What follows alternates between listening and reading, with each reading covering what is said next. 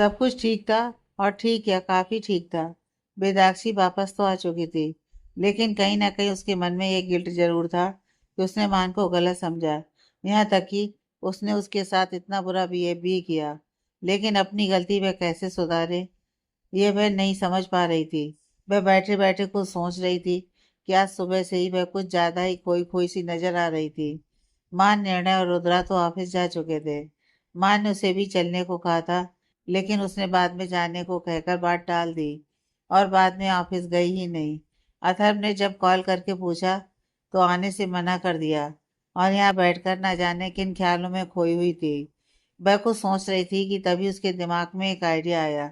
उसने तुरंत अपना फोन उठाया और नित्या को फोन मिला दिया। रुद्रिका के बाद एक आयु और नित्या ही थे जिनसे वह अपने मन की सारी बातें कर लेती थी। उम्र में हालांकि वह उनसे छोटी थी, लेकिन फिर भी वह सब बिल्कुल दोस्तों की तरह रहते थे। नित्या का फोन बजा तो उसने कॉल पिक करते हुए कहा, क्या हुआ बेदू, आज मेरी याद कैसे आई तुमको? बेदाक्षी ने बड़े प्यार से कहा, बुआ हेल्प करो ना कुछ। नित्या ने उसकी आवाज में इतनी सॉफ्टनेस महसूस की तो बोली, क्या बात है, आज तो तुम्हारी जुबान से सैड टपक रहा है। लगता है जरूर कुछ काम आ पड़ा है। बेदू ने धीरे से कहा, देखो ऐसी कोई बात नहीं है, पर फिर भी मुझे बस आपकी हेल्प चाहिए। मैं तो हूँ ही स्वीट, हमेशा से अच्छी अच्छी बातें करती हूँ। वह तो मैं सबसे छोटी हूँ ना, इसलिए सब लोग लाड प्यार से मुझे बिगाड़ देते हैं। नित्या उसकी बात सुनकर हंसते हुए बोली, अच्छा ठीक है, बताओ क्या हेल्प चाहिए। बेदू ने गहरी सांस भरी और बोली, मुझे खड़ूस मान के लिए कुछ स्पेशल करना है। क्या है ना, मैंने सब कुछ गुड़ गोबर करके रखा हुआ है और मैं नहीं समझ पा रही कि सब कुछ ठीक कैसे किया जाए। मैंने खड़ूस मान को कितना हर्ट किया, फिर भी उसने मुझे इतनी आसानी से माफ कर दिया। क्या सच में लोग प्यार में खुद को इतना झुका लेते हैं? उसकी बात सुनकर नित्या मुस्कुराई और बोली, हाँ, जहाँ पर ईगो आ जाए वहां पर प्यार नहीं बसता। तुम्हारी गलती थी कि तुम अपना गुस्सा और अपना ईगो को बीच में ला रही थी। तुमने एक बार, बस एक बार गुस्सा हटाया और सब कुछ ठीक हो गया। यही बात समझने लायक है।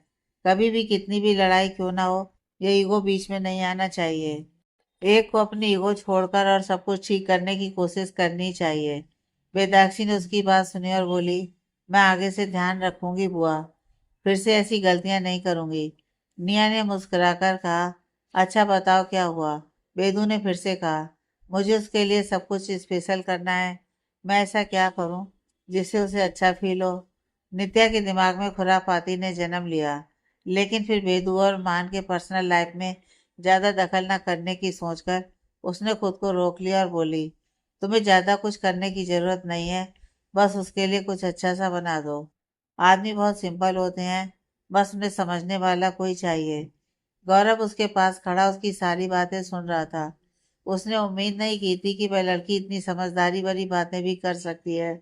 और क्या कहा उसने अभी, आदमी बहुत सिंपल होते हैं, क्या यह बात वह समझ रही थी? गौरव के लिए यह तो आठवां अजूबा देखने बराबर था, लेकिन इस वक्त उसने कुछ भी कहा नहीं। बेदू ने नित्या से कहा, पर बुआ मुझे खाना बनाना नहीं आता, आप भूल गई क्या? नित्या ने धीरे से कहा, हाँ तो अपनी सास से हेल्प ले सकती हो तुम। सास से हेल्प नहीं लेनी तो यूट्यूब भी है तुम्हारे पास, गूगल भी है, कुछ भी पूछ सकती हो। लेकिन हाँ, जो भी बनाओ ठीक से सोच समझ कर ध्यान से बनाना। वैसे मेरी मानो तो तुम यूट्यूब की छोड़कर अपनी सास की हेल्प लोगी तो ज़्यादा बेटर होगा।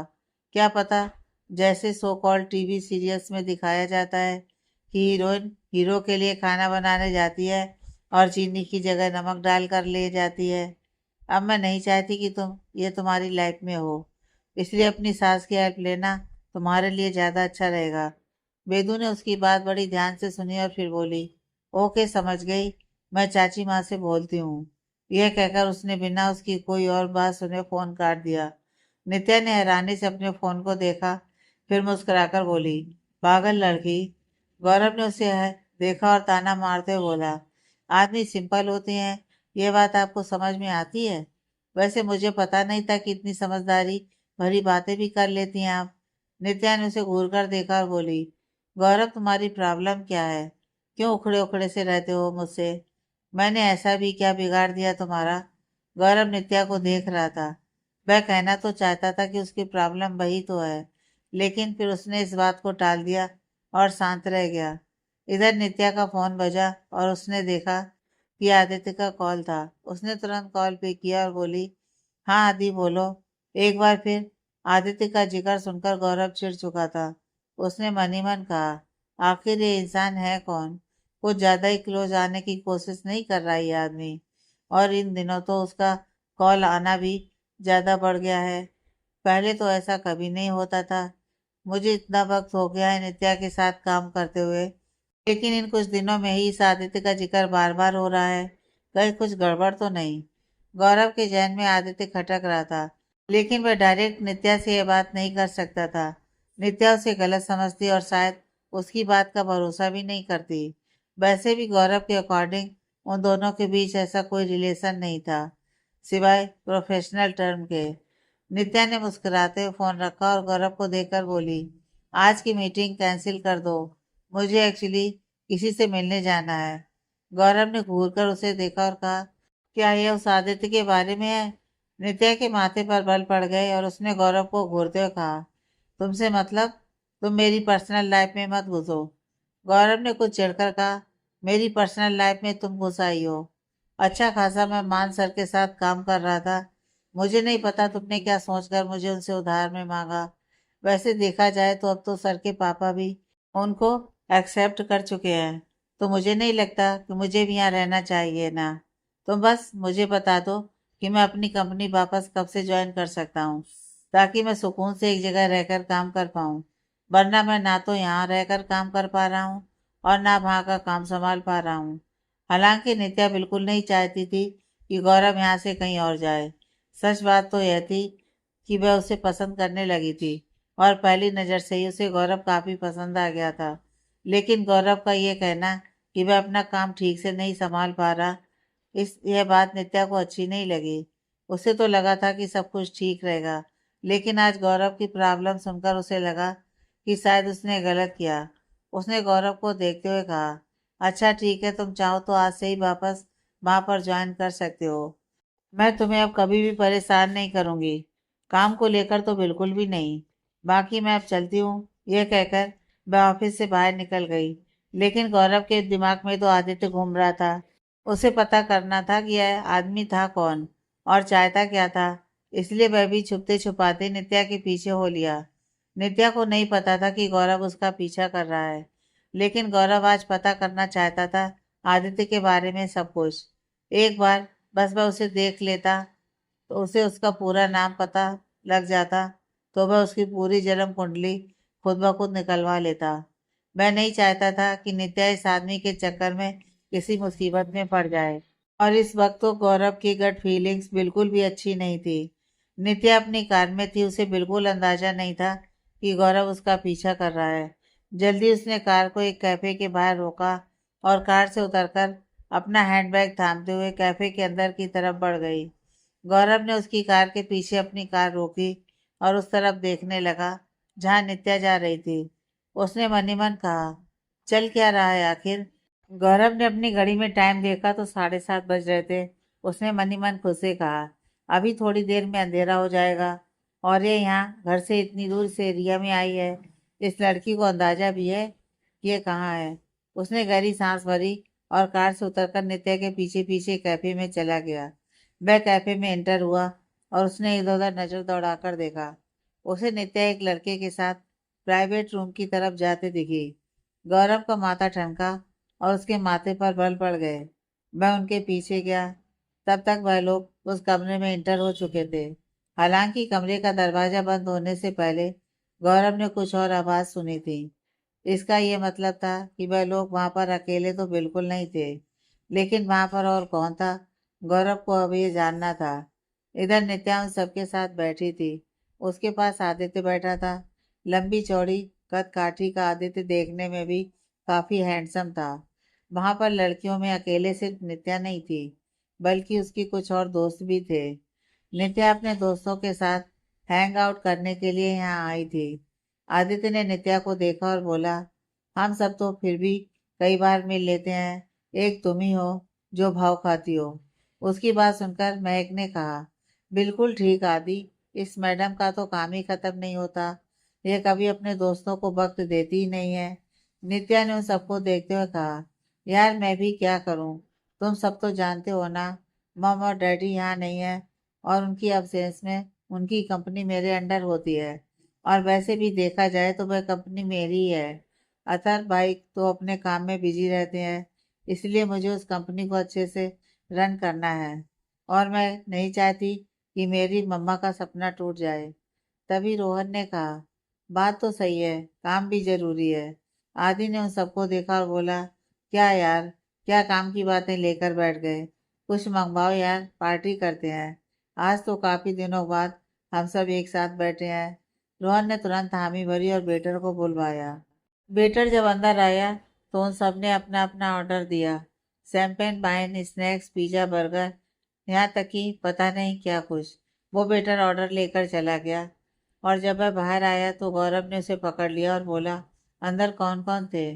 वह वेटर अचानक से हड़बड़ा गया और बोला, पर सर ये हमारी पॉलिसी के अगेंस्ट है, हम ऐसे किसी को नहीं बता सकते हैं। गौरव ने उसे घूरते हुए कहा, अंदर मेरी बीवी बैठी है, मुझे बस इतना बताओ कि उसके साथ और कौन कौन बैठा है। उस वेटर ने गौरव को देखा और उसे लगा कि वह कोई ज्वेलर्स हस्बैंड है, इसलिए उसने मुस्कुराकर कहा, सर आपको ज्वेलर्स होने की ज़रूरत नहीं है, वह अकेली लड़की नहीं है, वहाँ पर असल में कुल 3 लड़कियाँ हैं और 2 लड़के हैं, तो टोटल वह 5 लोग हैं। गौरव ने यह सुनकर कुछ राहत की सांस ली कि कम से कम वह अकेली तो नहीं थी। वह वेटर जानने को हुआ कि तभी गौरव बोला, अच्छा सुनो। वेटर ने पलटकर उसे देखा तो गौरव ने उसे देखकर कहा, एक वेटर की यूनिफॉर्म मुझे भी मिलेगी क्या? और हाँ, एक मास्क भी। उस वेटर ने हैरानी से गौरव को देखते हुए कहा, एक्सक्यूज मी सर। गौरव ने जल्दी से कहा, यार 1000-1500 रुपये ले लेना, लेकिन मेरी इतनी हेल्प कर दो प्लीज। वह वेटर कुछ तो लालच में आ गया और कुछ गौरव की बात को वो जल्दी से मना नहीं कर पाया और उसने हामी भर दी और उसे अपने साथ लेकर दूसरी साइड ले गया। इधर बेदू गिरजा जी के साथ किचन में लगी हुई थी। उसने गिरजा जी से पता किया कि मान को खाने में क्या पसंद है। गिरजा जी ने उसे बताया कि मान को हमेशा से ही मूंग दाल के हलवा का बड़ा शौक है। बेदू ने उन्हें बनाते हुए कहा, चाची माँ मुझे बताओ ना कैसे बनता है, मान के लिए मैं बनाऊंगी। गिरजा जी ने उसे हैरानी से देखा। जिस लड़की को कुछ भी नहीं आता था वह कह रही थी कि वह हलवा बनाएगी। उन्होंने उसका काम आसान करने के लिए कहा, अच्छा फिर एक काम करो, तुम मूंग दाल को फिर कभी बनाना, आज तुम गाजर का हलवा बना लो, तुम्हारे लिए इजी भी होगा और मान को गाजर का हलवा भी काफी पसंद है। वेदू ने उन्हें ऐसे देखा जैसे कहना चाह रही हो, क्या आप मुझे बुद्धू समझ रही हैं? गिरजा जी ने उसकी आंखों की भाषा समझते हुए कहा, मैं सच कह रही हूँ, मजाक नहीं कर रही। उसे मूंग दाल का हलवा, गाजर का हलवा और खीर बहुत ज़्यादा पसंद है। तुम चाहो तो खीर भी बना सकती हो और साथ में पूरियाँ बना लेना। बेदाक्षी ने अपना निचला होंठ लटकाते हुए कहा, मेरे मज़े मत लो, मुझे इतना कुछ बनाना नहीं आता। आपको पता है ना, मैं तो आपको इसलिए पूछ रही हूँ कि आप मुझे बताओगे तो मैं कुछ बनाऊंगी। मुझे बस उनके लिए कुछ बनाना है। गिरजा जी ने मुस्कुराकर उसके सिर पर चपत लगाते हुए कहा, चलो बताती हूँ तुम्हें। दोनों सास बहू किचन में आ चुकी थी। अब गिरजा जी जैसे जैसे बेदाक्षी को बता रही थी वो सब कुछ वैसे वैसे कर रही थी। हालांकि उसे घबराहट भी हो रही थी और कुछ परेशानी भी हो रही थी। आज से पहले कभी भी उसने ये सारे काम नहीं किए थे। आज पहली बार वह ये सब कुछ कर रही थी।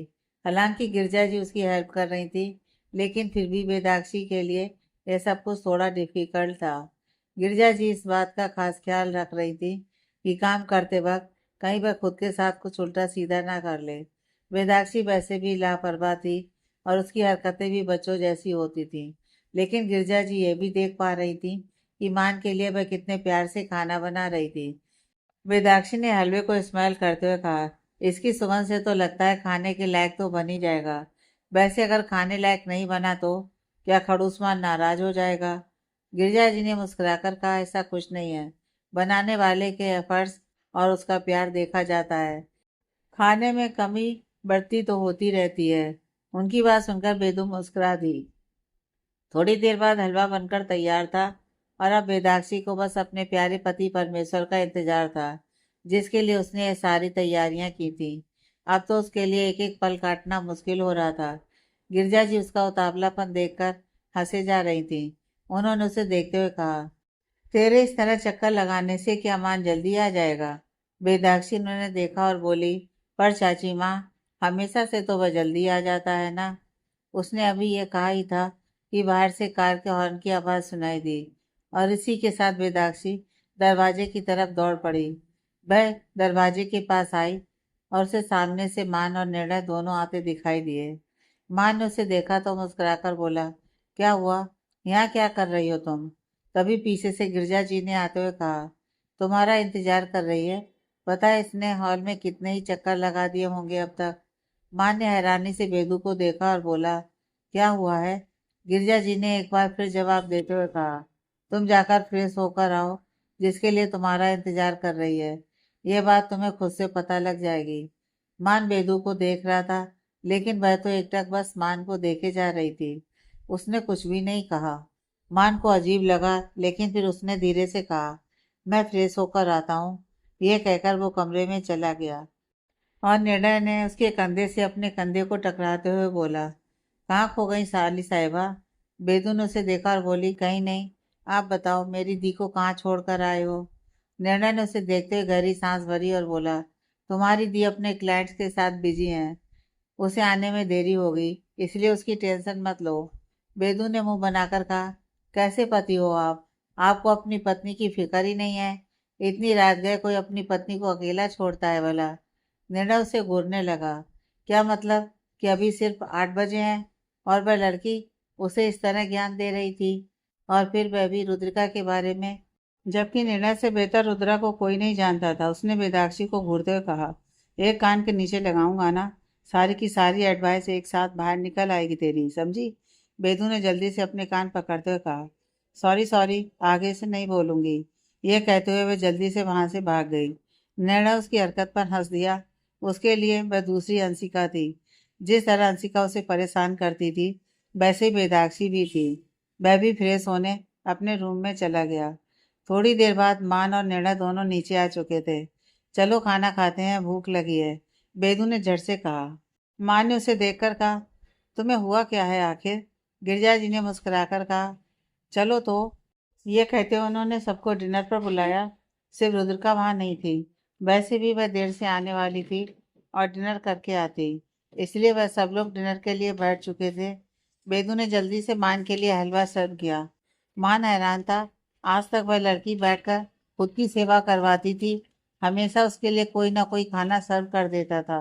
ज्यादातर ये काम तो रुद्रिका करती थी या फिर खुद मान, लेकिन आज वह लड़की मान के लिए सर्व कर रही थी। मान कुछ हैरान था।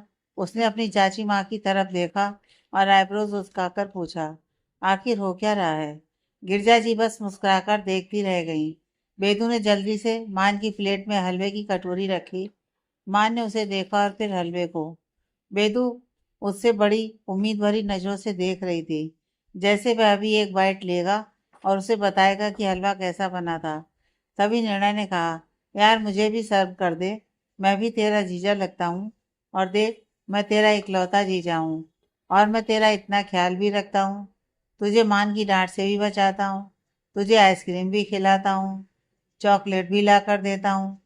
तो इतना तो तू मेरे लिए कर ही सकती है। बेदू ने मुंह बनाया और बोली, जीजू यार खुद से ले लो। निर्णय ने आंखें फाड़कर उसे देखा और बोला, मान को तो तूने खुद सर्व किया और मुझे बोल रही है खुद से ले लो। बेटा अच्छा नहीं कर रही तू मुझसे पंगा लेकर।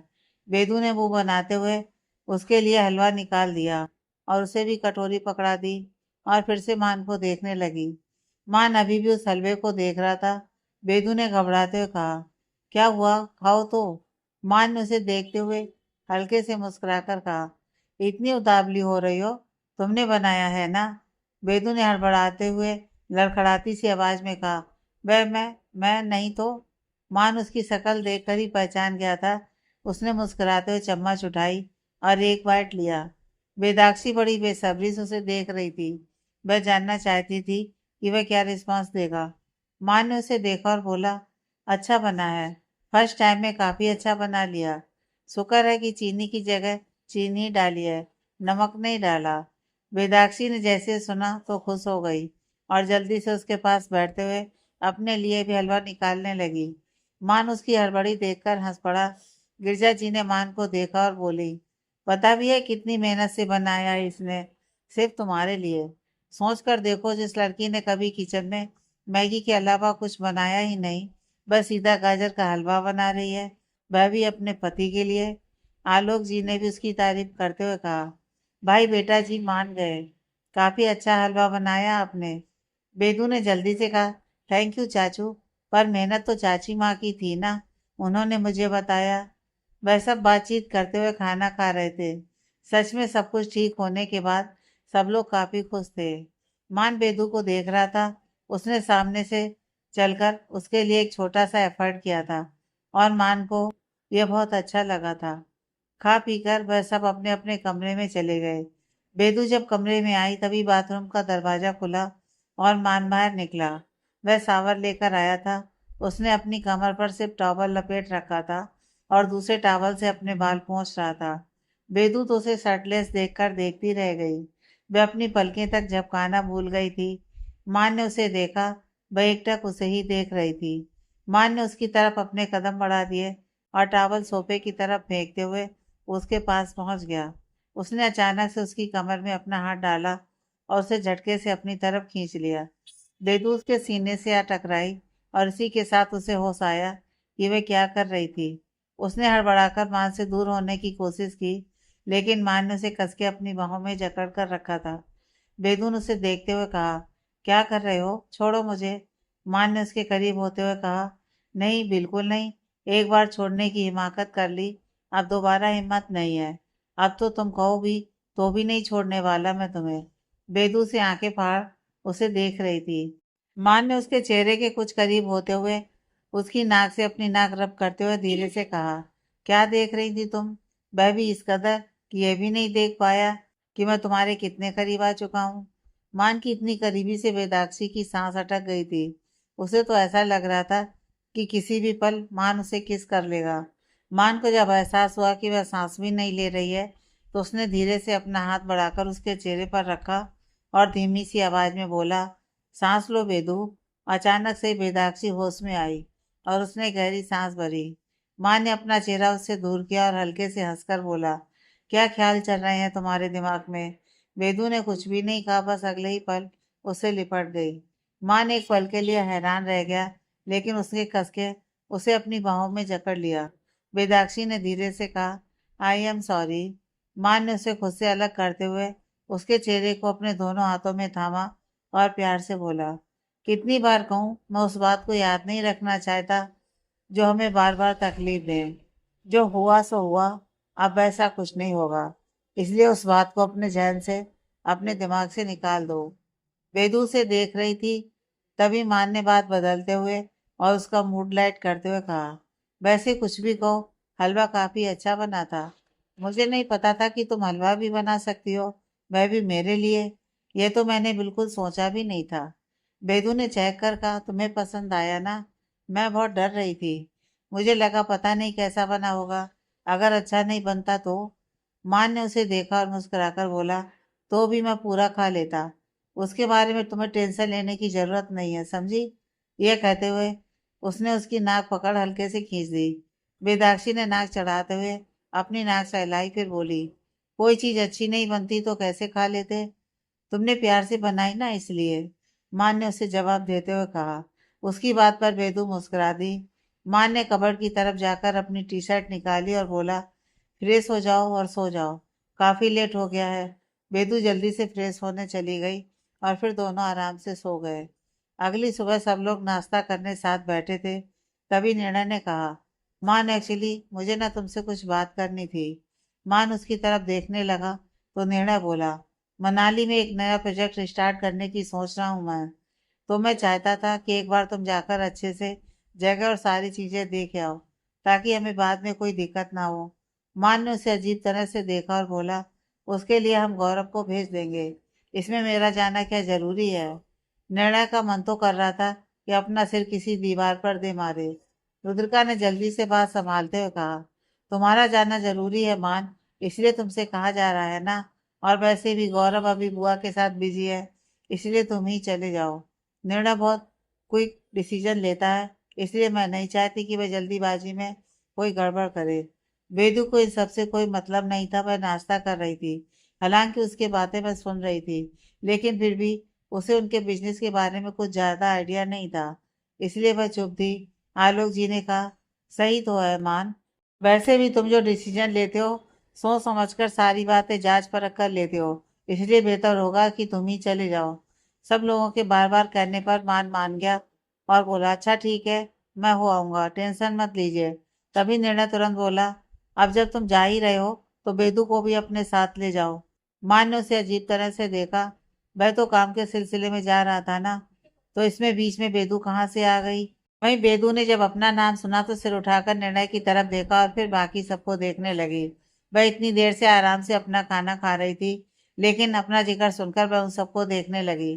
तभी रुद्रा ने कहा, बात तो सही है, तुम वहां रहोगे तो इसका भी मन नहीं लगेगा, और वैसे भी अभी तो तुम दोनों की गाड़ी लाइन पर आई है। एक काम करो, दोनों ही चले जाओ। और मैं तो कहती हूँ कि वह काम तो सिर्फ 2 दिन का है, उसके बाद आराम से घूम घाम के हनीमून एंजॉय करके लौटना। मान ने उसकी बात सुनी तो उसका खाना उसके गले में ही अटक गया और उसे खांसी आने लगी। बेदाक्षी ने जल्दी से उसे पानी का गिलास दिया। मान ने पानी पीते हुए एक नज़र बेदू को देखा और फिर रुद्रिका को देखते हुए आंखों ही आंखों के इशारे से बोला, क्या यार, सबके सामने सोच समझ कर बोला करो। लेकिन रुद्रा ने उसकी आंखों की बातों को नजरअंदाज कर दिया। तभी गिरजा जी बोली, मैं रुद्रिका की बात से सहमत हूँ। जब तुम दोनों जा ही रहे हो तो घूम फिर कर आना, जल्दीबाजी करने की कोई जरूरत नहीं है। बेदू ने अपनी पलकें झपकाते हुए जल्दी से कहा, क्या मनाली जा रहे हैं? इस वक्त वहां पर स्नोफॉल हो रहा होगा ना? मुझे स्नोफॉल देखना है, मैं जाऊंगी। मान ने उसे देखा और बोला, मुझे नहीं लगता कि इस वक्त स्नोफॉल के चांसेस है, क्योंकि अभी दिसंबर चल रहा है और उसमें भी ठंड इतनी आई नहीं है जितना तुम स्नोफॉल एक्सपेक्ट कर रही हो।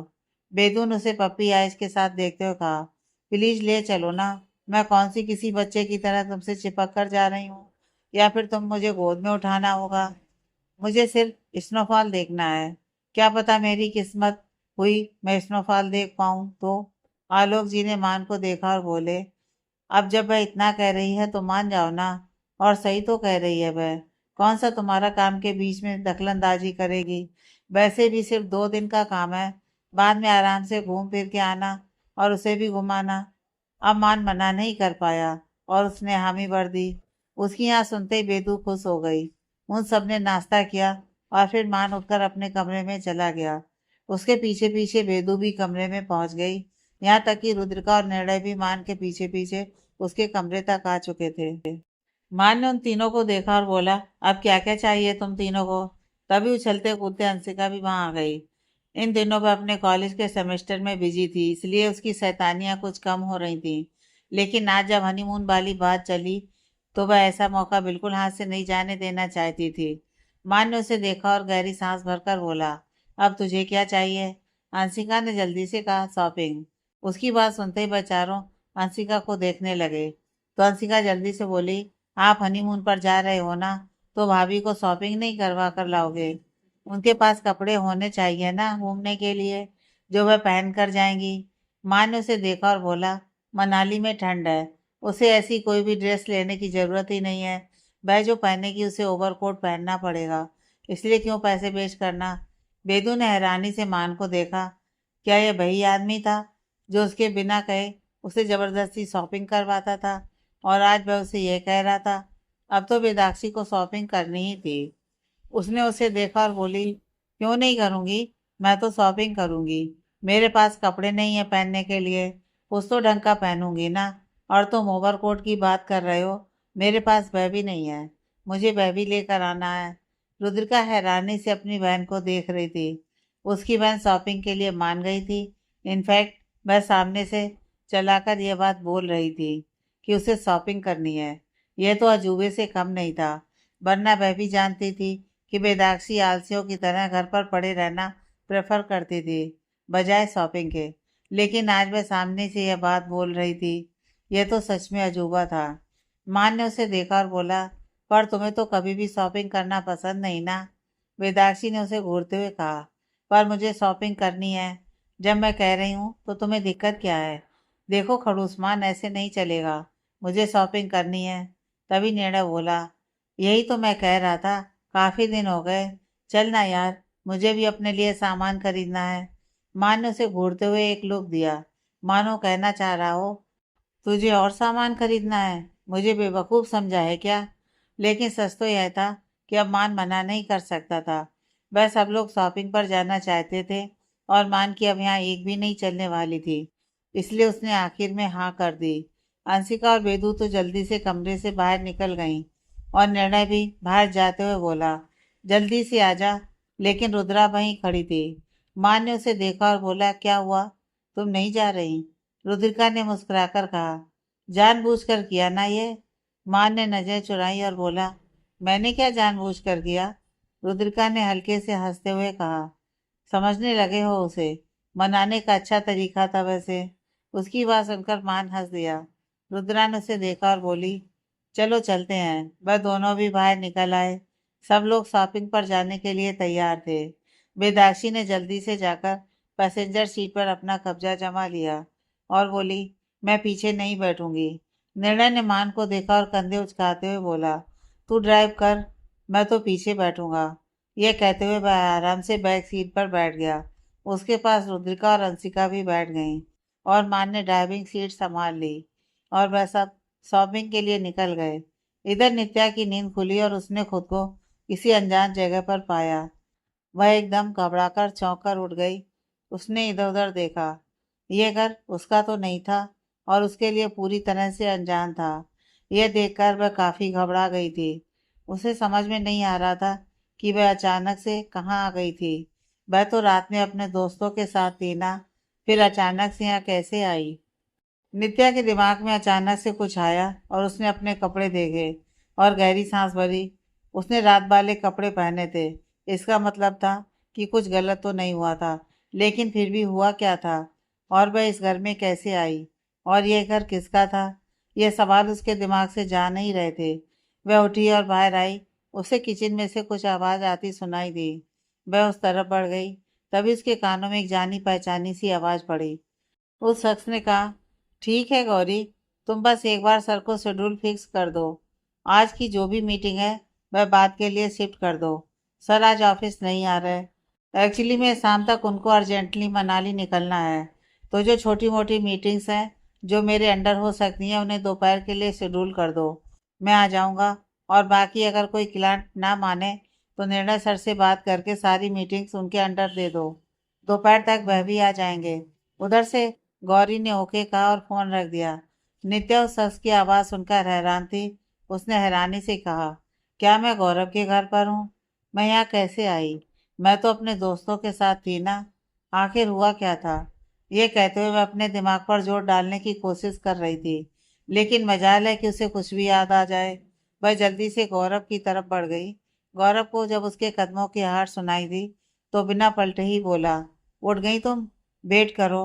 ये कहते उसने एक गिलास पानी में नींबू निचोड़ा और वह गिलास नित्या की तरफ बढ़ाते हुए बोला, ये पी लो, सर दर्द में आराम रहेगा।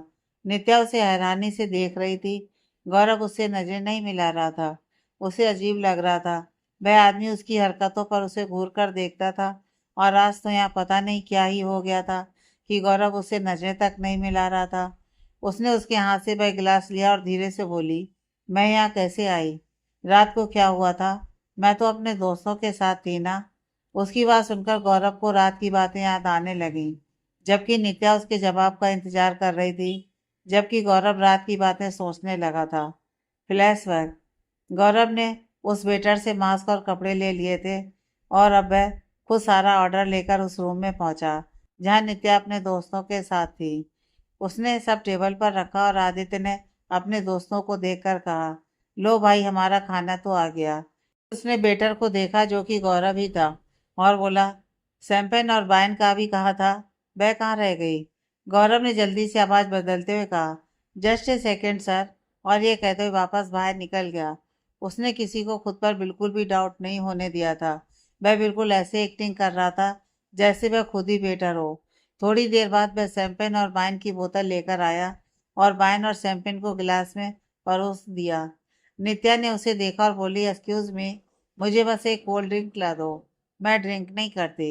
गौरव ने मन ही मन राहत की सांस लेते हुए कहा, शुक्र है इतनी अकल तो है इस लड़की में कि कहाँ पर पीनी है और कहाँ नहीं। उसने हामी भरी कि तभी आदित्य बोला, कम ऑन यार नित्या, हम इतने टाइम बाद सारे लोग एक जगह इकट्ठा हुए हैं, तुम आज भी पीने से मना कर रही हो? ऐसा बिल्कुल नहीं चलेगा। प्रिया ने भी उसका साथ देते हुए कहा, हाँ नित्या, और वैसे भी क्या जा रहा है यार, थोड़ी सी, सिर्फ एक गिलास की तो बात है। हम सब यहाँ पर पियेंगे और तुम कोल्ड ड्रिंक लेकर बैठी रहोगी, इसमें मजा थोड़ी ना आएगा। राहुल ने भी तुरंत उन दोनों की साइड ले ली। नित्या के पास अब कोई और ऑप्शन नहीं था। गौरव ने मन ही मन उन सबको कोसते हुए कहा, साला बिगड़े बाप की बिगड़ी औलाद, जब वह कह रही है उसे नहीं पीनी तो क्या जरूरत है जबरदस्ती करने की? और ये मोहतरमा, इसे कुछ समझ आता है या नहीं? अब तक बेवकूफ़ों की तरह यहाँ बैठी है, अपना स्टैंड लेना इसको दूसरों के सामने तो बखूबी आता है, और यहाँ पर ये लोग इसे जबरदस्ती शराब पीने के लिए फोर्स कर रहे हैं, तब चुपचाप बैठी है। गौरव को नित्या की हरकत पर गुस्सा आ रहा था, लेकिन इस वक्त गौरव बिना कुछ कहे चुपचाप रह गया। आदित्य ने उसे जब वहीं खड़े देखा तो बोला, तुम यहाँ क्या कर रहे हो? जाओ यहाँ से। गौरव वहां से बिल्कुल भी नहीं जाना चाहता था। उसे नित्या की टेंशन हो रही थी। आदित्य को लेकर पहले ही उसकी गट फीलिंग्स उसे बार बार आगाह कर रही थी कि वह लड़का ठीक नहीं है, और इस वक्त वह लड़का नित्या के बगल में बैठा था। लेकिन फिर भी उसे जाना पड़ा।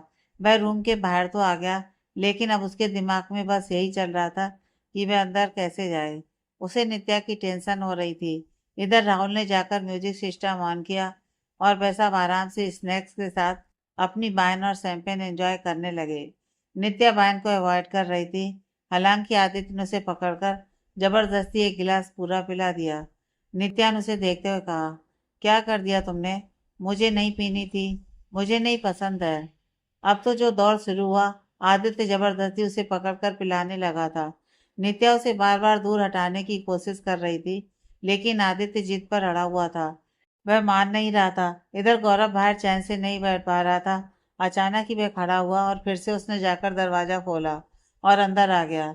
सब लोगों ने अचानक से उसे वहां देखा तो आदित्य चिढ़कर बोला, यहाँ क्या कर रहा है तू? कहा था ना बाहर जा, फिर से अंदर क्यों आया? गौरव ने एक नज़र नित्या को देखा और फिर आदित्य को देखते हुए बोला, बस पूछने आया था कि आपको कुछ और चाहिए या नहीं। यह कहते हुए उसकी नज़र लगातार नित्या पर बनी हुई थी, जो नशे की हालत में झूल रही थी। यहाँ तक कि उसकी हालत से उसे बिल्कुल भी ठीक नहीं लग रहा था। आदित्य ने तुरंत कहा, हमें कुछ नहीं चाहिए, तू निकल यहाँ से, परेशान मत कर। यह कहते उसने नित्या को पकड़ा और फिर से उसे पिलाने को हुआ कि नित्या ने अभी नशे की हालत में भी उसे खुद से दूर हटाते हुए उसके हाथ से उसे गिलास को दूर करने की कोशिश कर रही थी, लेकिन कर नहीं पा रही थी। तभी अचानक गौरव ने आदित्य का हाथ पकड़ लिया। आदित्य ने घूरकर गौरव को देखा। गौरव ने अपना मास्क हटाते हुए कहा, हाथ हटा। आदित्य ने उसे घूरा और बोला, तू होता कौन है बीच में बोलने वाला? हाथ हटा अपना। गौरव ने गुस्से में आकर एक जोरदार पंच उसके गाल पर दे मारा। आदित्य का चेहरा एक तरफ झुक गया। वहीं नित्या ने गौरव को देखा तो जल्दी से उठी और लड़खड़ाते हुए बोली, गौरव, गौरव तुम आ गए? ये कहते उसने अपने कदम गौरव की तरफ बढ़ाए, लेकिन अचानक ही वो लड़खड़ा गई। गौरव ने उसे तुरंत संभाल लिया। नित्या ने उसे चिपकते हुए कहा, तुम आ गए? तुम सिर्फ कहते हो कि तुम्हें मेरी टेंशन नहीं है, तुम्हें मेरी चिंता है, तभी तो तुम यहाँ आए हो। गौरव ने उसे संभालते हुए कहा, चलो हम घर चलते हैं। नित्या तो तैयार थी, लेकिन आदित्य ने उससे नित्या को दूर करने की कोशिश करते हुए कहा, छोड़ उसे और जा यहाँ से। तू कौन है बीच में पड़ने वाला? गौरव ने टेबल पर पड़ी शराब की बोतल को फोड़ते हुए आदित्य की तरफ किया और उसकी कॉलर पकड़कर उसके गले पर वह बोतल रख बोला, अगर एक कदम भी बढ़ाया ना तो ये बोतल मुझे तेरे आर पार करने में जरा वक्त नहीं लगेगा। और याद रखना, नित्या से जितना हो सके उतना दूर रहना। अगर फिर से कभी तुझे इसके आसपास देखा ना तो मुझे तेरी जान लेने में बिल्कुल वक्त नहीं लगने वाला है। आदित्य ने घबराते हुए कहा, तुम्हें पता भी है तू किससे पंगा ले रहा है? जानता भी है मैं कौन हूँ? गौरव ने उतने ही कॉन्फिडेंस के साथ कहा, तू मुझे नहीं जानता है कि मैं कौन हूँ, और तू ये नहीं जानता कि ये किसकी बेटी है, इसका भाई कौन है। अगर पता होता तो ऐसी घटिया हरकत कभी ना करता, 4 बार सोचता। और अभी शुक्र मना कि इस वक्त यह ऐसी हालत में है। मैं इसे इस तरह छोड़कर तुझसे लड़ने में वक्त बर्बाद नहीं करना चाहता। लेकिन इसका बदला मैं तुझसे लूंगा। यह कहते उसने नित्या को कमर से थामा और बोला, ध्यान रखना, इसके आसपास नजर मत आ जाना मुझे, वरना जान ले लूंगा तुम्हारी। यह कहते उसने अगले ही पल नित्या को अपनी बाहों में उठा लिया और उसे वहां से लेकर निकल गया। नित्या तो उसकी बाहों में सो चुकी थी। उसे तो होश भी नहीं था कि क्या हुआ और क्या नहीं। गौरव उसे लेकर घर आया और उसे आराम से सुला दिया। नित्या सुकून से सो चुकी थी। गौरव जबकि एकटक उसे देखे जा रहा था। यह लड़की सच में खुद चलती फिरती मुसीबत है, और मुसीबत को अट्रैक्ट करना उसका फेवरेट काम था। गौरव ने गहरी सांस ली और चेंज करने चला गया। वो चेंज करके आया और सोफे पर ही सो गया। Flashback and. इधर मान, वेदु और सभी मॉल पहुंच गए थे। वेदु अंदर आते ही रुद्रका और अंशु को लेकर सीधा वीमेन सेक्शन में घुस गई और मान और निर्णय वहीं रह गए।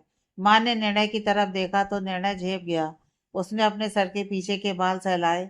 वहीं मान ने कार पार करके कहा, मतलब हम क्या यहाँ बस इन्हें ड्रॉप करने के लिए और इनके ड्राइवर बनकर आए हैं? निर्णय ने उसकी बात पर सर झुका लिया और फिर दोनों अंदर की तरफ चले गए। निर्णय रुद्रिका के पास जा पहुंचा तो रुद्रिका ने उसे देखकर कहा, तुम क्यों आए हो यहाँ? यह वीमेन सेक्शन है और हम लेडीज यहाँ शॉपिंग कर रही हैं। निर्णय ने उसे देखते हुए कहा, हाँ तो मैं भी तो लेडी का ही मैन हूँ। अब तुम क्या पहनोगी? मुझसे पूछती ही हो ना, तो शॉपिंग में भी तुम्हें मेरी हेल्प चाहिए ही होगी ना। उसकी बात सुनकर रुद्रा ने उसे घूरा तो निर्णय ने हाथ खड़े करते हुए कहा, अच्छा ठीक है, मैं जा रहा हूँ। वही मान, जो कि बड़े ही बेमन से सब देख रहा था, अचानक से उसका ध्यान उसके पास के एक कपल ने खींच लिया। उसने देखा कि उसके पास खड़ा कपल था। उन्हें देखकर ऐसा लग रहा था कि उनकी नई नई शादी हुई थी अभी, पर दोनों में बहुत प्यार था। देखकर ही पता चल रहा था। मान का ध्यान उनकी बातों ने खींच लिया। वो लोग भी शायद हनीमून की ही शॉपिंग कर रहे थे। वह लड़का अपनी पत्नी को नाइटी लेने के लिए कह रहा था और वह लड़की शर्मा रही थी। मान उसकी बातों को सुनकर सोच रहा था कि क्या बेदू भी शॉपिंग में यही लेने आई है। ये ख्याल आते ही उसने इस तरफ देखा जहाँ बेदू रुद्रा और अंशु के साथ शॉपिंग कर रही थी। पर वो लोग तो साड़ियाँ वगैरह की शॉपिंग कर रहे थे और कुछ वेस्टर्न भी ट्राई कर रही थी। मान ने सिर हिला दिया, पर अचानक ही उसके मन में एक ख्याल आया। उधर दूसरी तरफ जहाँ बेदू शॉपिंग कर रही थी, वहां पर अलग ही हंगामा मचा हुआ था। अंशु को एक ड्रेस पसंद आई थी। उसने वह ड्रेस जैसे ही थामनी चाही, किसी ने उससे लेते हुए कहा, इसे पैक कर दो। अंशु का मुंह खुला का खुला रह गया। उसने उसे देखा और कहा, अबे ओए, ये मेरी है, मैंने इसे पहले पसंद किया था। अंशु की बात पर उस लड़की ने मुड़कर उसे देखा और कहा, ओ रियली, सो व्हाट, मैंने इसे खरीद लिया, तो अब तुम क्या कर लोगी?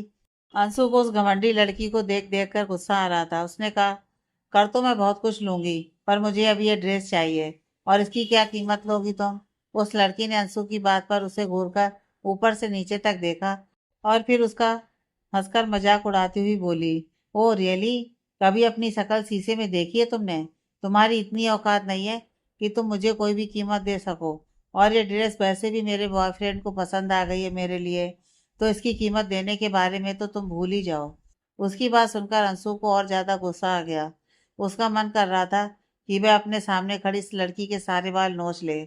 उसने गुस्से से कहा, तुम जैसी घमंडी गर्लफ्रेंड रखने वाले लड़के की पसंद तो घटिया ही होगी, मुझे चाहिए भी नहीं ये, अब रख लो तुम ही। उसका गुस्सा देखकर उस लड़की ने कहा, ओ हेलो, खुद को समझती क्या हो? इतना मत ऐठो, 1 मिनट नहीं लगेगा मुझे तुम्हें तुम्हारी औकात दिखाने में, समझी? अब अंशु का भी दिमाग खराब हो गया था। उसने भी उसके कंधे पर हाथ मारते हुए कहा, ओ रियली, क्या कर लोगी तुम? हाँ, चुपचाप अपनी ड्रेस उठाओ और चलती बनो यहाँ से। आई बड़ी, उस लड़की ने अब उखड़ते हुए उसके कंधे पर मारते हुए चिल्लाकर कहा, व्हाट द हेल। उस लड़की ने अंशु को कुछ ज्यादा ही जोर से धक्का दे दिया था।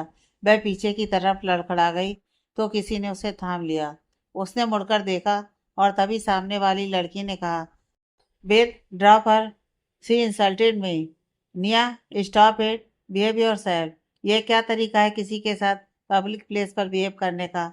तुम्हारी इन्हीं हरकतों की वजह से मैं तुम्हें साथ नहीं ले जाना चाहता कहीं भी, बेद ने गुस्से से कहा। और फिर उसने अंशु को खड़ा करते हुए कहा, आप ठीक हो? अंशु ने उसे देखा, देखकर हाँ में सिर हिलाया और 2 कदम पीछे हट गई। तभी वहां रुद्रा और बेदू भी आ गए और उन्होंने उसे रोक दिया। बेदू ने पूछा, क्या हुआ आंसू, तुम ठीक हो? तभी निया ने बीच में कहा, इस बच्ची को घर पर रखो, या एक टॉफी देकर साथ रखा करो। ए बच्ची किसे कहा? मैं बच्ची नहीं हूँ, निया की बात पर अंशु ने कहा। तभी उसकी बात में बीच में ही वेद ने कहा, आई एम रियली सॉरी, मैं इसकी तरफ से तुमसे माफ़ी मांगता हूँ। अंशु ने उसकी तरफ देखा और दोनों की आंखें मिली तो एक पल को दोनों ही थमसे गए थे। सबसे बेखबर तभी रुद्रा ने अंशु से कहा, अंशु चलो यहाँ से, ऐसे हर किसी से मत भिड़ जाया करो। उसकी आवाज़ सुनकर वेद और अंशु दोनों की तंद्रा टूटी और दोनों को एहसास हुआ कि वे कैसे एक दूसरे के नैन मिलाप में अटक गए थे। तो दोनों ने ही ऑकवर्ड फील करते हुए हल्के से एक दूसरे की तरफ देखा और दोनों को ही एक अजीब सा एहसास हुआ। अंशु को लग रहा था कि उसने इस लड़के को पहले भी देखा है। कुछ देर बाद रुद्रा और अंशु मिलकर बेदू को एक ब्लैक कलर की नाइटी लेने की कह रही थी और बेदू उसे देखकर शौक में थी। उसने कहा, तुम लोगों को मजाक सूझ रहा है? रुद्रा ने उसे देखकर कहा, बिल्कुल नहीं। तो फिर तुम लोग मुझे ये क्यों दिलाना चाहते हो? बेदू ने रोनी सी सूरत बनाकर कहा। अंशु ने उसे देखकर कहा, ताकि आप और मान भाई का स्पेशल क्वालिटी टाइम और ज़्यादा स्पेशल हो जाए। हाँ, पर इसे पहनकर फ़ायदा क्या है? क्या छुपेगा और क्या ही दिखेगा? पहली बात, इसमें कुछ छुपेगा ही नहीं और कपड़े पहनने का बेसिक रूल ही है कि खुद को ढक सकें, और ये उस रूल को कहीं से भी पूरा नहीं कर रहा है। बेदू ने अजीब तरह से उस नाइटी को देखकर कहा। रुद्रा ने उसका मासूम रोना चेहरा देखकर कहा, लड़कियां हनीमून पर ऐसे ही कपड़े पहनती हैं, तुम चुपचाप इसे पैक करवाओ। अरे पर, बेदू कहती रही पर रुद्रा ने उसे चुप करा दिया। भाई दूसरी तरफ मान कब से कंफ्यूज था कि आखिर करे क्या। दरअसल वह वुमेन लॉन्ड्री काउंटर पर खड़ा था और उसने लगभग 10 नाइटी देख ली थी, पर उसे एक भी समझ में नहीं आ रही थी। वह बेदू के लिए एक लेना चाहता था। उसने परेशान होकर खुद से ही कहा, यार ये इतना मुश्किल क्यों है? तभी उस आदमी ने, जो उसे नाइटी दिखा रहा था, उसने कहा, सर ये देखिए, ये सबसे लेटेस्ट है और मैडम जी बहुत खुश हो जाएंगी ये देखकर। माँ ने देखा तो ये एक पीच कलर की सिल्क की लॉन्ग नाइटी थी, जिसमें राइट लेग पर थाइट्स तक कट डिजाइन था और ओवरकोट जैकेट भी थी उसमें एक। ये बेदू पर सच में खूब जचती। माँ ने तुरंत कहा, ठीक है इसे पैक कर दो। माँ ने उसकी पेमेंट करते हुए बार बार आसपास देखा कि कोई उसे ये लेते देख ना ले। फिर वह जल्दी से कार में आया और उसे अपने लैपटॉप बैग में डालकर रख दिया। वहीं दूसरी तरफ बेतू, रुद्रा और अंशु शॉपिंग कर रहे थे जब अचानक रुद्रा को ऑफिस से कॉल आई और उसने कॉल पे किया तो उसके चेहरे के भाव एकदम से बदल गए। उसने सीरियस होकर कहा, ठीक है मैं आ रही हूँ। उसके बाद वह बेदू की तरफ मुड़ी तो उसे इतनी ज़्यादा सीरियस देखकर बेदू ने पूछा, क्या हुआ दी, आप ठीक तो हो? कोई प्रॉब्लम हुई है क्या? रुद्रा ने सर हिलाकर कहा, कुछ नहीं, बस ऑफिस से कॉल था, कुछ अर्जेंट आ गया है इसलिए मुझे जाना होगा, तुम आराम से शॉपिंग करो। कहकर वह जाने लगी तभी सामने से आ रहे निर्णय उसे दिखा। निर्णय ने उसे देखा और कहा, तुम इतनी परेशान क्यों हो? कुछ हुआ है क्या, कोई प्रॉब्लम? उसकी बात पर रुद्रा ने कहा, नहीं बस ऑफिस से कॉल थी, कुछ इमरजेंसी है, मुझे जाना होगा। निर्णय ने तुरंत कहा, तुम अकेली नहीं जाओगी, मैं तुम्हारे साथ चलता हूँ। रुद्रा ने उसे देखा और फिर हाँ में सर हिला दिया। फिर निर्णय और रुद्रा वहां से चले गए। कुछ वक्त बाद रुद्रा अपने ऑफिस में थी। उसे बताया गया कि प्रेजेंटेशन में गड़बड़ हो गई थी। प्रेजेंटेशन वाली फाइल किसी ग्लिच के कारण पूरी तरह से खराब हो गई थी। रुद्रा के माथे पर बल पड़ गए। उसने जब चेक किया तो सब कुछ ठीक था। तो फिर अचानक यह सब होने का एक ही मतलब बनता था कि किसी ने तो फोल्डर्स और डिवाइसेस के साथ छेड़छाड़ की थी। पर किसने? कौन कर सकता था ऐसा? इधर नित्या गौरव को देख रही थी और उसके जवाब का वेट कर रही थी, लेकिन गौरव ने उसकी बात को यूं ही टाल दिया और कोई जवाब नहीं दिया। नित्या को अजीब लग रहा था। उसे डाउट होने लगा था कि कुछ ना कुछ गड़बड़ हुई है। क्या उसने कुछ गड़बड़ कर दी थी? वह नहीं समझ पा रही थी आखिर हुआ क्या था। गौरव ने नित्या को देखा और बोला, तुम तैयार हो तो चलो, मैं तुम्हें घर ड्रॉप कर देता हूँ और मुझे ऑफिस जाना है। मान सर कुछ दिनों के लिए छुट्टी पर जा रहे हैं, मेरा वर्कलोड बढ़ने वाला है, सो प्लीज इन दिनों मुझे डिस्टर्ब मत करना। बाकी तुम्हें अगर वैसी ज़रूरत हो तो मैं आ जाऊंगा। नित्या ने उसे अजीब तरह से देखते हुए कहा, तुम मुझे बताओगे कि हुआ क्या है? मैंने कुछ गड़बड़ की है क्या? कम से कम बताओ तो सही। मैं अपने दोस्तों के साथ थी और उसके बाद जब सुबह उठी तो अचानक से तुम्हारे घर पर। देखो गौरव, जो भी है मुझे सच सच बताओ, मैं ये ड्रामा और हैंडल नहीं कर पाऊंगी। गौरव ने गहरी सांस भरी और बोला, तुम याद करने की कोशिश करो, जब याद आ जाए तो मुझे भी बता देना। बाकी बस इतना कहूँगा कि अपने उन फालतू के दोस्तों से दूर रहो, बेहतर होगा तुम्हारे लिए। उसकी यह बात सुनकर नित्या हैरानी से आंखें बड़ी बड़ी करके उसे देखने लगी। वह क्या कह रहा था? भला उसे अपने दोस्तों से दूर रहने की क्या जरूरत थी? वह अपने दोस्तों से कभी कभार ही तो मिलती थी। और गौरव इसमें भी उसे सबसे दूर रहने के लिए कह रहा था। इससे पहले कि नित्या उससे कोई सवाल करती कि गौरव उसे देखा और बोला, तुम्हारी भलाई के लिए कह रहा हूँ। बाकी तुम्हारी जिंदगी पूरी तरह से मुझसे अलग है। तुम जैसे चाहे जो चाहे डिसीजन ले सकती हो, लेकिन हाँ, इंसानों को परखने की समझ भी होनी चाहिए। तुम्हारा बचपना अपनी जगह ठीक है, लेकिन वह बचपना किसी एक ऐसे इंसान के लिए होना चाहिए जो उसे टैकल कर सके, ना कि ऐसे लोगों के लिए जो तुम्हारे उसी बचपने का फायदा उठाएं। समझी? गौरव की यह बात सुनकर नित्या और ज्यादा हैरान थी। उसे जो अब तक शक था, वह भी यकीन में बदल चुका था कि जरूर कुछ तो हुआ था जो गौरव उसे बताना नहीं चाहता था। और नित्या इतना भी समझ चुकी थी कि जो भी हुआ था वो उसके दोस्तों की वजह से कुछ गड़बड़ी हुई थी। उसने झट से गौरव का हाथ पकड़ा और बोली, क्या हुआ था? तो मुझे साफ साफ कुछ बताओगे? देखो गौरव, मेरा ना दिमाग खराब हुआ जा रहा है। तुम्हें जो कहना है तो मुझे साफ साफ कह दो। तुम्हें अगर डांटना भी है तो तुम डांट सकते हो। मैं बिल्कुल भी कुछ नहीं कहूंगी कि तुमने मुझे क्यों डांटा। लेकिन इस तरह मुझे बीच में सोचने के लिए मत छोड़ो। मैं परेशान हो जाऊंगी, क्या फायदा निकलेगा? गौरव ने उसे देखा। एक पल के लिए उसकी नजर नित्या पर ही टिकी रह गई। नित्या भी उसके चेहरे को देख रही थी। वह जानना चाहती थी कि आखिर उसके दिमाग में क्या चल रहा है, लेकिन चाह कर भी वह गौरव के चेहरे को पढ़ नहीं पा रही थी। गौरव ने धीरे से अपना हाथ बढ़ाया और उसके चेहरे पर रखकर धीरे से उसके गाल को सहलाते हुए बोला, कुछ हुआ नहीं है, चिंता करने की जरूरत नहीं है। कुछ होगा तो मैं संभाल लूंगा। तुम्हें उसके लिए भी चिंता करने की जरूरत नहीं है। तुम बस मेरी बात को ध्यान रखना, उस आदित्य और अपने उन फालतू के दोस्तों से दूर रहना। नित्या ने उसे देखते हुए धीरे से कहा, क्या उनमें से किसी ने कुछ किया? मुझे नहीं पता क्या हुआ था। मुझे बस आखिर तक ये याद है कि आदित्य ने मुझे जबरदस्ती पिलाई थी। उसके बाद का मुझे कुछ भी नहीं याद है। गौरव ने गहरी सांस भरी और बोला, वह लड़का आदित्य मुझे शुरू से ही ठीक नहीं लगता। वो तुम्हें क्या लगता है नित्या कि सब लोग तुम्हारे जैसे हैं? तुम जैसा सोचती हो ये दुनिया बिल्कुल वैसी है? तो तुम गलत सोचती हो। ये लोग, ये दुनिया बहुत बुरी है। और बुरी क्या? मैं तो इसे बुराई में भी कंसीडर नहीं करता।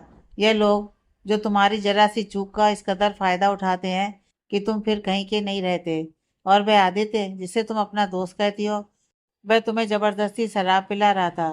तुम्हें पता भी है उसका पकड़ना कितना गंदा था। तुम तो होश में नहीं थी, लेकिन मैं तो वहीं था।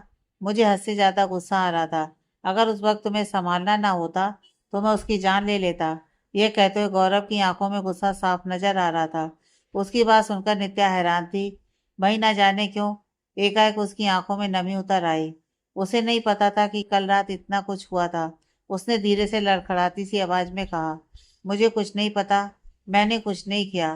गौरव ने उसके चेहरे को अपने दोनों हाथों में थामा और प्यार से बोला, तुमने कुछ नहीं किया, तुम्हारी कोई गलती नहीं है। मैं तुम्हें कभी गलत ठहरा ही नहीं सकता। तुम सही थी और सही हो। बस इतना याद रखो कि उन लोगों से दूर रहो जो तुमको नुकसान पहुंचाना चाहते हो। पहचानना सीखो लोगों को। हर कोई हमारे जैसा अच्छा नहीं हो सकता। हर कोई हमारे जैसा सच्चा भी नहीं हो सकता। जो जैसा दिखता है जरूरी नहीं वह वैसा ही हो। किसके मन के भीतर क्या छुपा है यह हम नहीं जान सकते। इसलिए सामने वाले से हमेशा दो कदम आगे की सोच कर चलो। अचानक ही नित्या उसके सीने से लग गई। गौरव एक पल को चौंक गया, लेकिन कुछ पल बाद उसने अपने हाथ नित्या के इर्द गिर्द लपेट दिए। नित्या को गौरव की बाहों में एक सुकून के साथ एक हिफाजत महसूस हो रही थी। गौरव से हमेशा उसे पॉजिटिव वाइब्स आती थी। भले ही वह लोगों को पहचानने में गलत होती थी, लेकिन गौरव को पहली नजर देखते ही उसने उसे बिल्कुल ठीक पहचाना था। गौरव ने उसके बालों को सहलाते हुए धीरे से कहा, अच्छा ठीक है, अब ज्यादा सेंटी होने की जरूरत नहीं है। जो होना था सो हो गया। वैसे भी कुछ गलत नहीं हुआ। हो सकता था लेकिन टल गया। यह हमारे लिए अच्छी बात है। घर पर किसी को मत बताना, सब बेवजह परेशान हो जाएंगे। और जहाँ तक उस आदित्य की बात है, उसे मैं अपने आप देख लूंगा। बस तुम उससे दूर रहना। उसके नंबर, उसका हर एक कांटेक्ट डिलीट कर दो। नित्या ने उसके सीने से लगे हुए ही हाँ में गर्दन हिला दी। गौरव ने उसे खुद से अलग किया और गहरी सांस भरकर बोला, अच्छा ठीक है, अब चलो घर चलते हैं। तुम्हें घर छोड़कर मुझे ऑफिस भी जाना है। नित्या ने हल्के से मुस्कुराकर हामी भरी और दोनों वहां से निकल गए। कुछ तो अलग सा कनेक्शन था उन दोनों का, जो दोनों ही नहीं समझ पा रहे थे। नित्या की तरफ से गौरव उसकी पसंद था, और गौरव की तरफ से तो नित्या उसकी पसंद भी नहीं थी। हाँ, यह था कि वह उसे लेकर प्रोटेक्टिव था। उसे लेकर उसके मन में कोई बुरे ख्याल कभी नहीं आए। नित्या की हरकतें उसे चिढ़ा देती थी, लेकिन फिर भी नित्या को तकलीफ में देखना उसे बर्दाश्त नहीं होता था। अब जो भी था, जैसा भी था, उन दोनों की कहानी में यहाँ से एक अलग ट्विस्ट शुरू हुआ था। अब बस देखना यह था कि इन दोनों की कहानी कहाँ तक जाने वाली थी। क्या सच में दोनों एक दूसरे के सोलमेट होने वाले थे? गौरव ने नित्या को घर पर ड्रॉप किया और बोला, मैं ऑफिस जा रहा हूँ। तुम्हें अगर कोई ज़रूरत हो तो मुझे बता देना। नित्या ने बस हामी भरी और उसे बाय बोलकर अंदर चली गई। गौरव उसे तब तक देखता रहा जब तक वह अंदर नहीं चली गई, और उसके बाद उसने कार ऑफिस की तरफ बढ़ा दी। अब जब मान कुछ दिनों तक नहीं आने वाला था, तो सारा काम गौरव के कंधे पर आ चुका था। हालांकि निर्णय ऑफिस कंटिन्यू आने वाला था, लेकिन फिर भी जो मीटिंग मान के अंडर होने वाली थी और जो गौरव संभाल सकता था, वह सब गौरव ही अटेंड करता। और कुछ प्रोजेक्ट ऐसे थे जिनके लास्ट डेट काफ़ी नज़दीक आ चुकी थी, तो गौरव का बर्डन वैसे भी बढ़ने वाला था। आगे की कहानी नेक्स्ट पार्ट में।